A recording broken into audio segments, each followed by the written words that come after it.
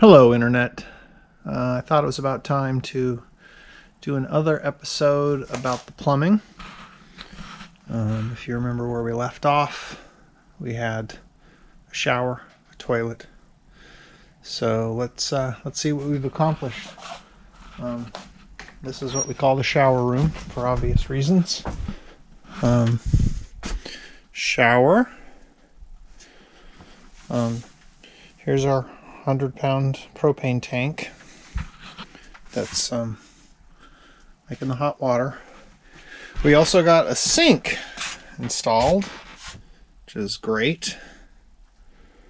Place to do dishes and whatnot. This whole thing is basically surrounded in foam, and then there's rock wool insulation on the other side of this on the ceiling too. This wall is actually against the camper, so it's kind of doing double duty. Let me take you over here.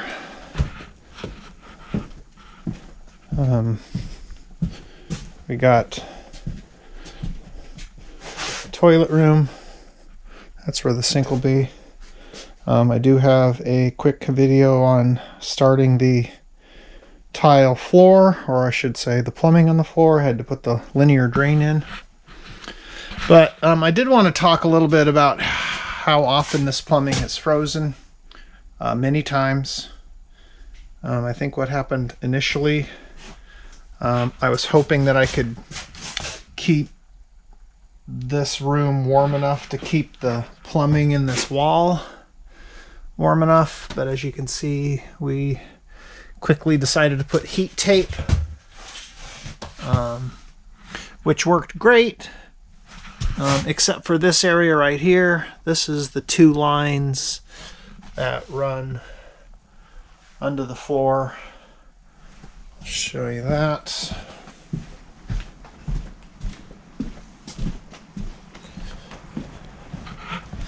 That pops up right here. And for a while I didn't have this heat tape on this section. Basically, the water comes out here, feeds the toilet, feeds the vanity in the bathroom. So somewhere between this spot and that spot where it goes down in the other room, that pretty consistently froze. So we would, this spot, because I don't have any heat tape here, and then it's 6 feet to the other side, so that froze many times. We kind of ended up resorting to filling a big jug and pouring it into the tank to flush the toilet when that happened.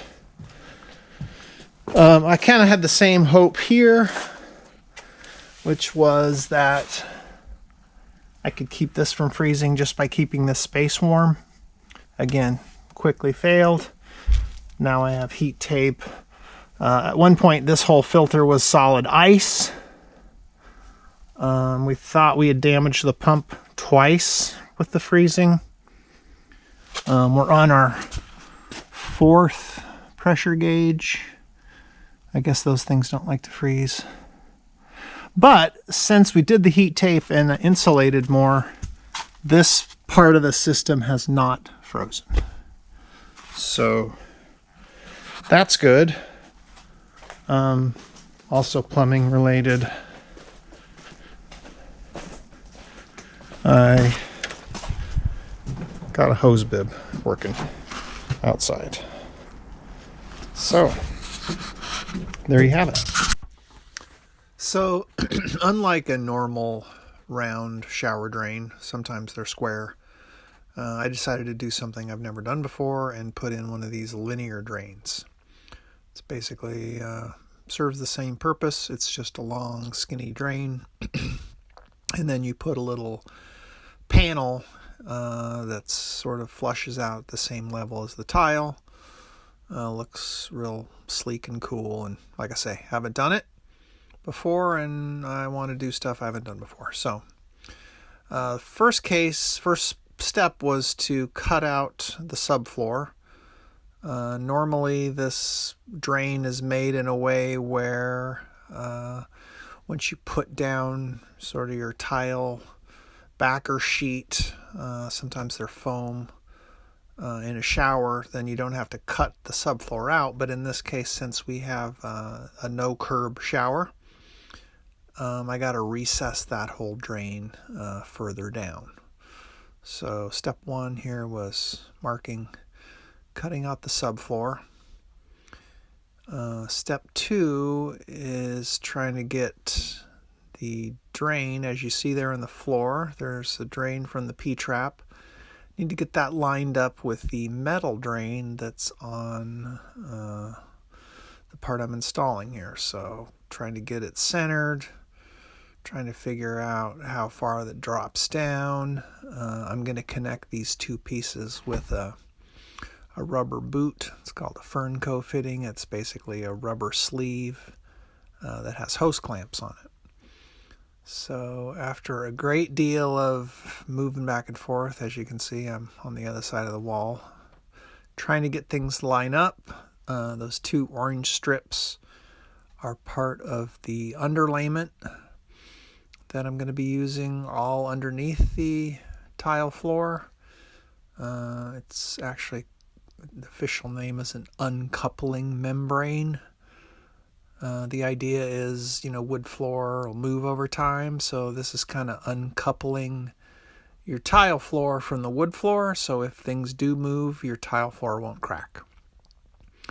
It's also going to serve as a mat for me to put the in-floor heat wire.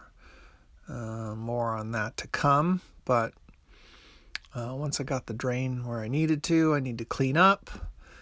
I need to come in and wipe it down with some water, get all the dust off of the floor, because the next step here is to get some thin set mortar and embed this whole sheet of uncoupling membrane in the shower area. So using a tooth notch trowel here. And maybe in another video I'll kind of show you what this membrane's like. It's plastic on one side and it's got kind of a felt backer that bonds to the thin set. So here I'm just trying to make sure it all gets set in that mortar tightly, make sure there's a good bond.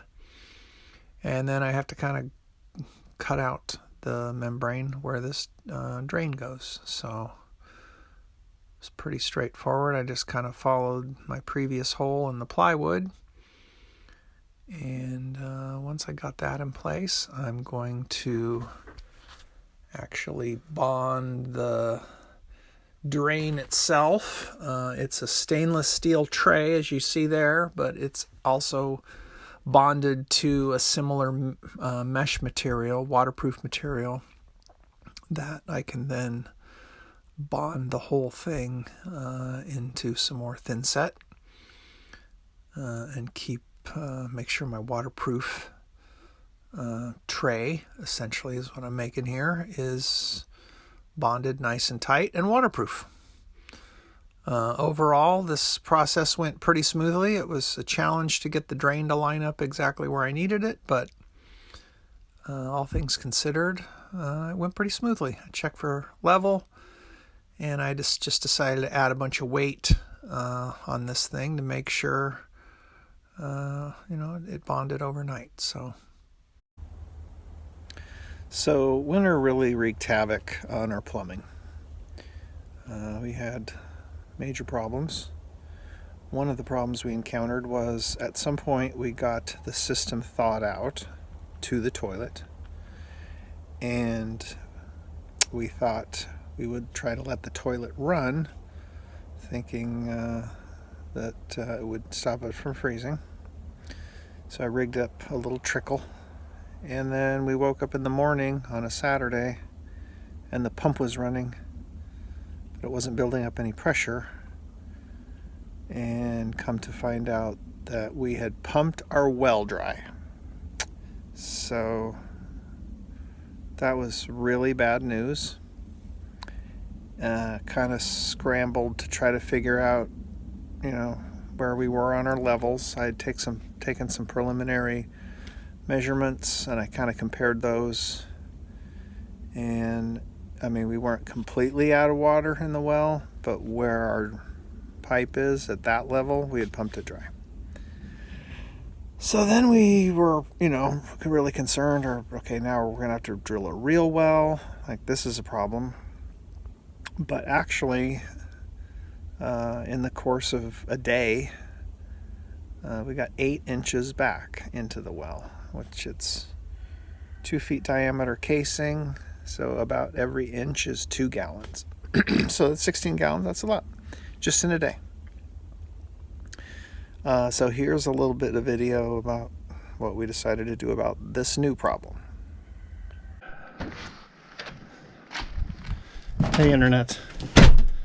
I'm gonna do a little update on the well, but first I gotta put my snow boots on. So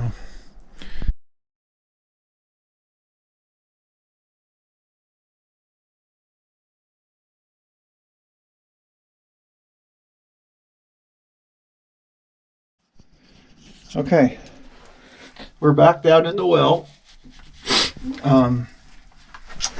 Probably haven't seen this, but I insulated. This is where the came out through the wall, and then it goes down into the well. So I insulated this as best I could. I insulated the entire top of it, and now I have a little trap door, or you could probably see the water level down there. So I'm going to drill a hole, which I've already started, and then I'm going to insert this fiberglass rod. I've got 3 of these 6-footers stuck together, and then on the bottom of that I'm going to put a piece of foam, and the foam will ride on the water, and then up at the top here, the top of the fiberglass will go up and down, and I can hopefully have a gauge that shows the depth. So that's what I'm working on.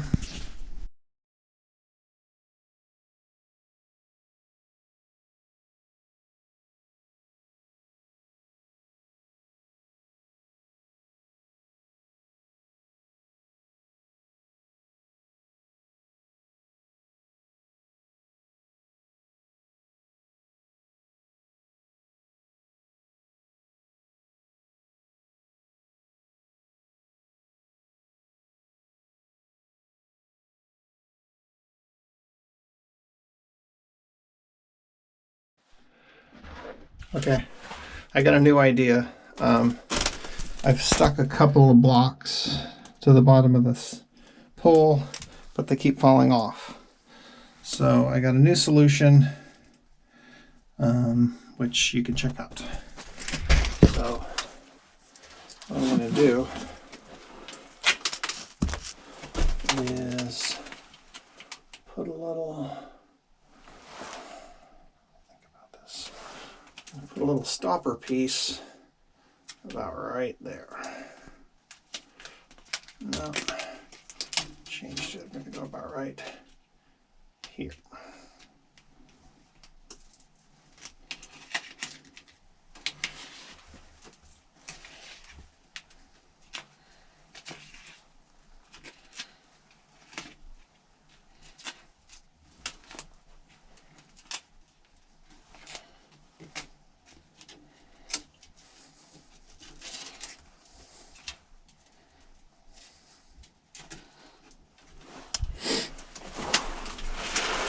Now, when I take this foam,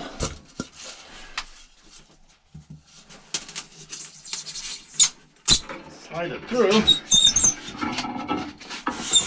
come up here, and it's going to stop on that collar. See that? So, didn't put that in very straight. Tempted to straighten her.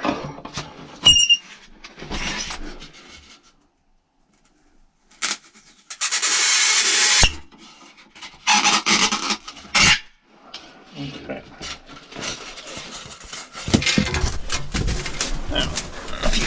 this or not, but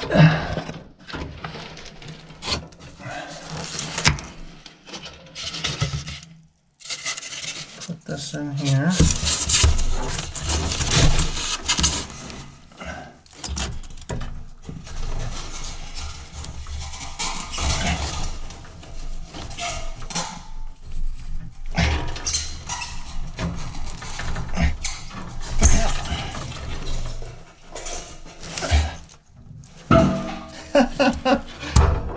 And I just lost my fourth one.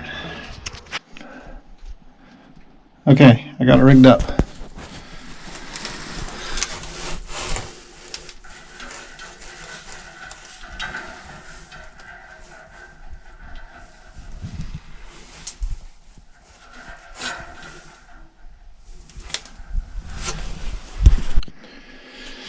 Okay, update.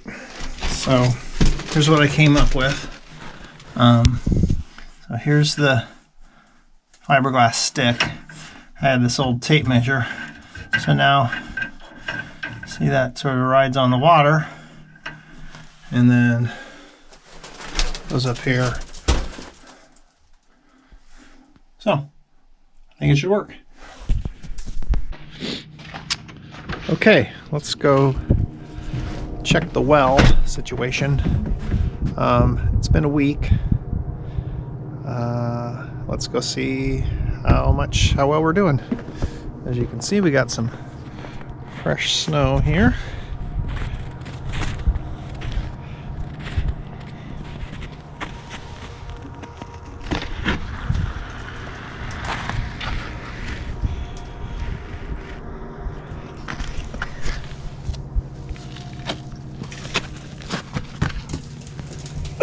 Got a new ladder too. That's pretty exciting. Whoa. Okay. So here's our new water level. We're at a very strong 40, yeah, almost 43 inches.